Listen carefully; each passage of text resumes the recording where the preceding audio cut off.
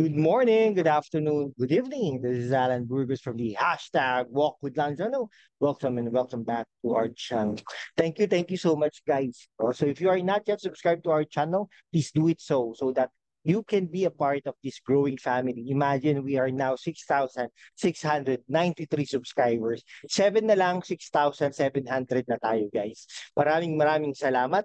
And 303 na lang, 307 na lang you can be able to be we will be reaching 7,000 subscribers already, no? Thank you so much for that. Okay, now pag-usapan po natin today ay yung ano po ano, yung kay ano po no, yung kay Risa Ontiveros, no? Ayan, so parang ano po 'yan, no? Dalawa pong panig, no? Yan, dalawa pong panig. Okay? Yung panig po na gustong ipaaresto na si Pastor Apollo Kibuloy sa Senado. Yan. Okay? Yan, dalawang panig po yan. Ha? Okay? So yung sa ano natin, thumbnail, nilagay ko lang apat na senador. No? Siyempre, nag-guest si Risa Hontiveros na miyembro ng Akbayan, Assistant Minority Floor Leader, 2 beses na elect na bilang senador. Yung isa, muntik-muntika na siyang matalo nung kay Noynoy Aquino. The same thing naman, nung panahon ni Duterte, ay talagang muntik na rin siyang matalo. Ngunit, nanalo. Yun, ha? Okay, malakas po eh. No, now, ito po ay balo, no? Balo ba tawag doon? Pido, no? Baga, no? Matay na yata yung asawa niya, no? Okay? Miyembro po ito ng Akbayan. Dati po ay nagrarally lagi ito. Oh.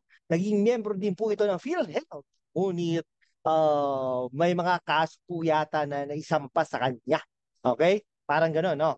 Now, sa kabilang banda, siyempre, ang namumuno doon sa tumututol na arestuhin si Pastor Apollo Quiboloy at dalhin sa Senado. No? Si Robin Padilla, si Senator Robin Padilla. Naintindihan din naman natin siya dahil ay malapit siya kay Pastor Apollo Kibuloy, pareha silang lumaban sa komunista.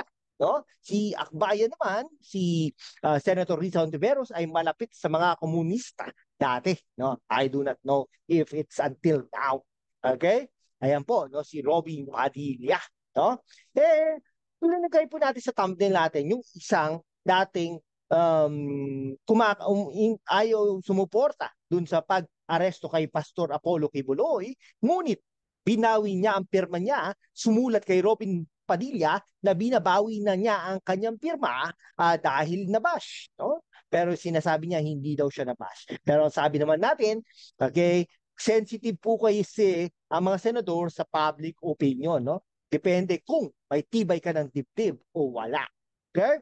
Ayan. Katulad nung kay, di ba? Kay Erap Estrada, dati nung senador siya, no? Isa sa mga pumirma na ipawalang bisa ang base militar dito sa Pilipinas.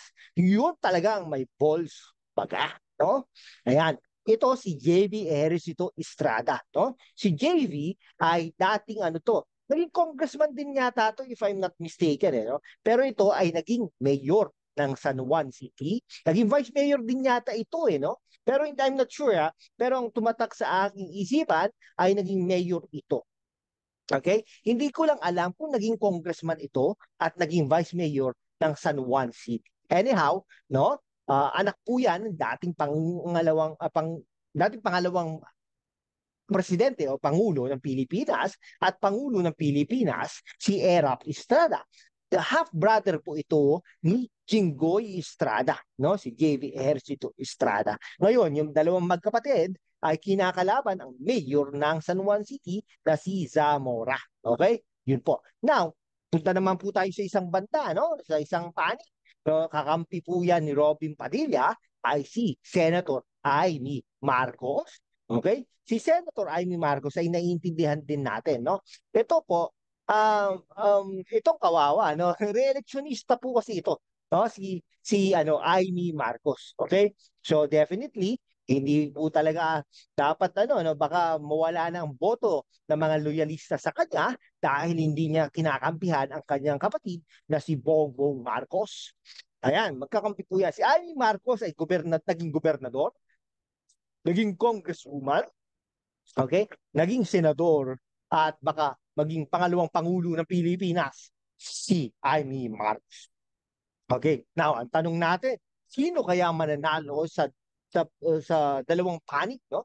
Yung panig na gustong arestuhin si Apollo Kibuloy at dalhin sa Senado, o di naman kaya ang isang panig na ayaw ipaaresto at ipag-concentrate na lang sa Department of Justice, kasuhan ng Department of Justice Prosecutor's Office at dalhin sa kulungan. Kasi baliwala rin naman no? Ano nga sabi nga ni Pato de la Rosa, anong in aid of legislation doon? Ha? Hindi ba gumagana ang sistema ng gobyerno upang bigyan ng susugat, bigyan ng batas, susugat ang mga batas? No? Parang hindi naman daw, sabi ni Senador Pato de la Rosa. Nagkataon lang, no? Si Bongo ay nandiyan, kasama dyan, pero ang hindi kasama ay si Bato de la Rosa at si Francis Tolentino. Okay? Sige po. Hanggang dito na lang po mga kaibigan ko. Kung hindi ka pa nakapag-subscribe sa ating channel, mag-subscribe ka naman para naman we can be able to grow faster as we can. Ang goal po natin is for us to reach 100,000 subscribers here at #WalkWithLan. Thank you so much, guys. God bless you all.